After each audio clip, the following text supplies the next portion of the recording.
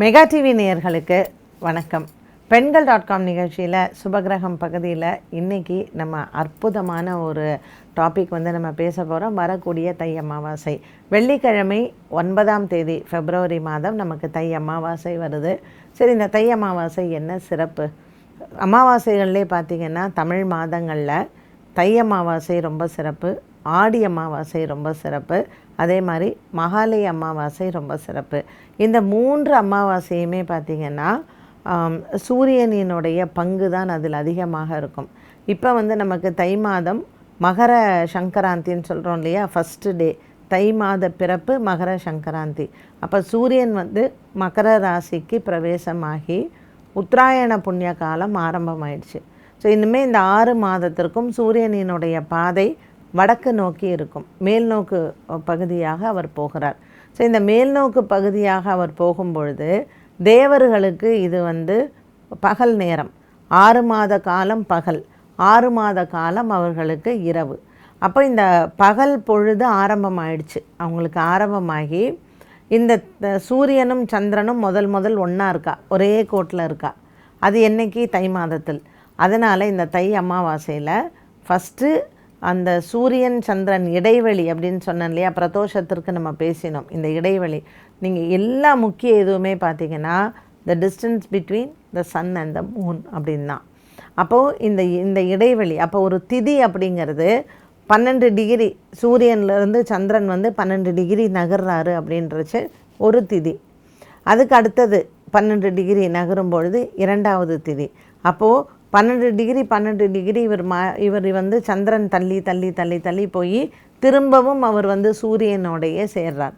அப்போது இந்த தை அமாவாசையில் உத்தராயணம் ஆரம்பமான பிறகு முதல் முறையாக அந்த அமாவாசையில் சூரியனும் சந்திரனும் நேர்கோட்டில் இருக்கும் பொழுது அத்தனை விதமான ஒரு வீரியம் உண்டு சூரிய பகவானுக்கு.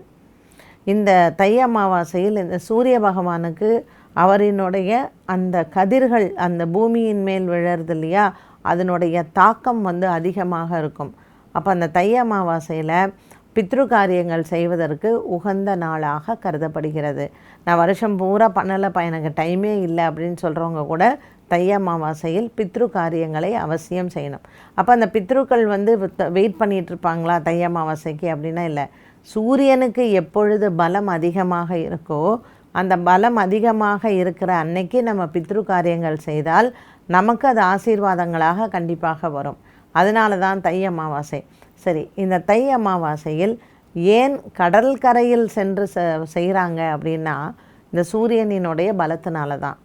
கடல் அப்படிங்கிறது சந்திரன் ஆதிக்கம் இருக்கக்கூடிய ஒரு இடம்.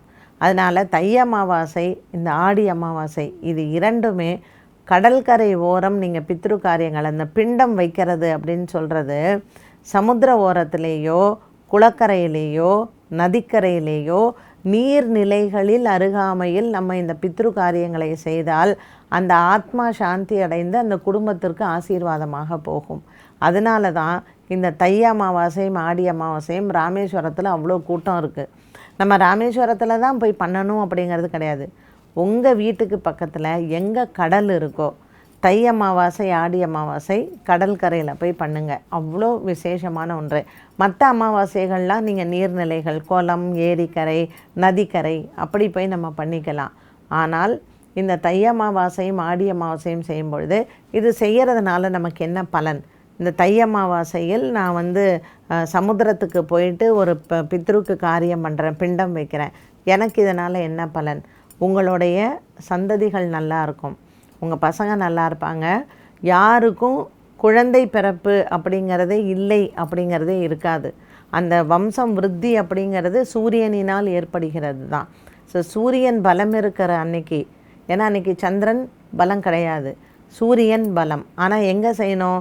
சந்திரன் ஆதிக்கம் செய்யக்கூடிய நீர்நிலைகளில் அருகாமையில் இதை செய்யணும்னு சொல்லி நம்ம முன்னோர்கள் அதுக்கு ஒரு வழி சொல்லிட்டு போயிருக்கிறாங்க.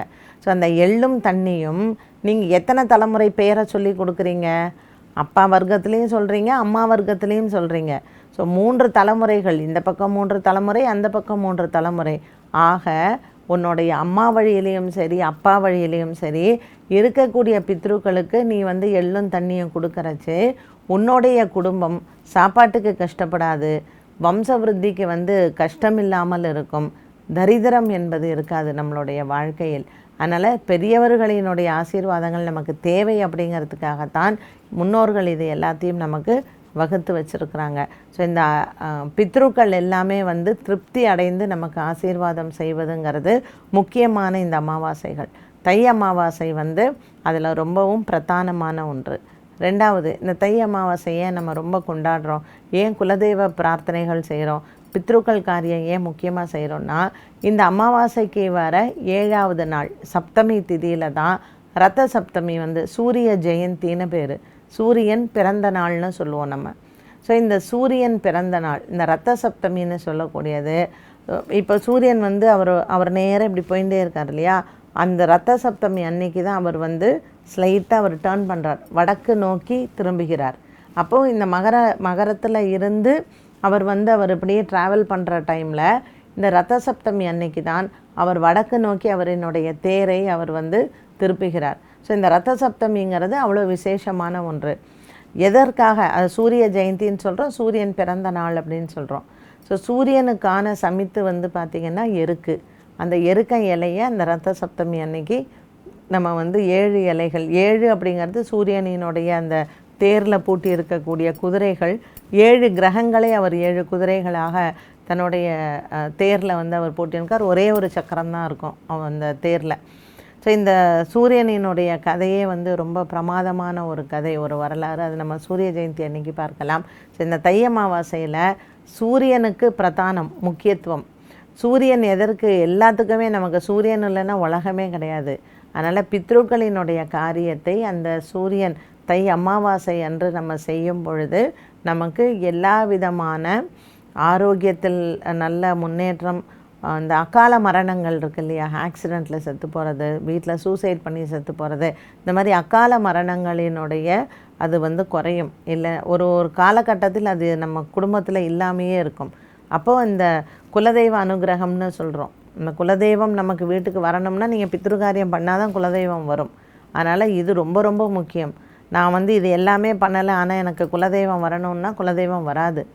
ஸோ இந்த காரியங்கள் இப்போ நான் வருஷம் பூரா எனக்கு டைமே கிடையாது, எனக்கு நான் வீட்டிலையே இருக்க மாட்டேன், நான் ட்ராவல்லையே இருப்பேன்னு சொல்கிறவங்க கூட லீவை போட்டுட்டு அந்த ஒரு நாளில் பித்ரு காரியத்தை அவசியம் பண்ணுங்கள். இந்த பித்ரு காரியங்கள் செய்ய முடியாதவர்கள், இப்போ நிறைய பேர் வீட்டில் ஆண்கள் இருக்க மாட்டாங்க, இறந்து போயிருப்பாங்க, பெண்கள் மட்டும்தான் இருப்பாங்க. அந்த பெண்கள் எல்லாம் ஒரு விதவைகளாக இருப்பாங்க, அவங்க பிள்ளைகளுக்கு கல்யாணம் ஆகாமல் இருக்கும், அது பெண் குழந்தைகளாகவே இருக்கும். ஸோ இந்த ஆண் இல்லாத வீடுகளில் அவங்களுக்கு என்ன செய்கிறதுன்னு தெரியாது. ஐயோ, நான் இந்த அமாவாசைக்கு நமக்கு இந்த பெண்களுக்கு திருமணம் ஆகணும், ஒரு ஆண் இல்லாத நம்ம வீட்டில் இருக்கமேன்னு சொல்லி கவலைப்படுவாங்க.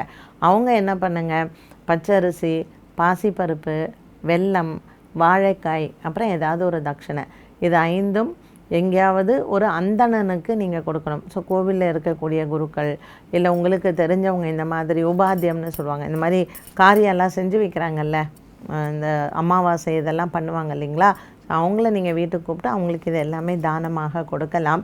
ஏதாவது ஒரு விதத்தில் இந்த தை அமாவாசை நம்ம பித்ருக்களுக்கு செய்ய வேண்டிய காரியங்களை முறையாக செய்யும் பொழுது வரக்கூடிய சந்ததிகள் நல்லா இருப்பாங்க.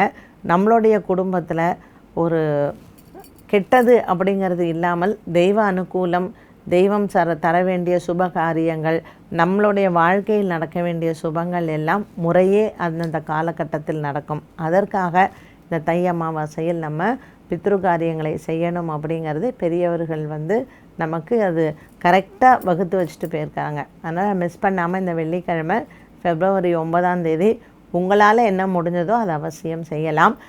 அமாவாசை அன்றைக்கி கோயிலுக்கு போகலாமான்னு நிறைய பேர் கேட்பாங்க. தாராளமாக போகலாம். பக்கத்தில் இருக்கிற ஒரு பிள்ளையார் கோயிலையாவது போயிட்டு சாமி கும்பிட்டுட்டு வாங்க. எல்லா வளங்களும் நம்மளை தேடி வரும்.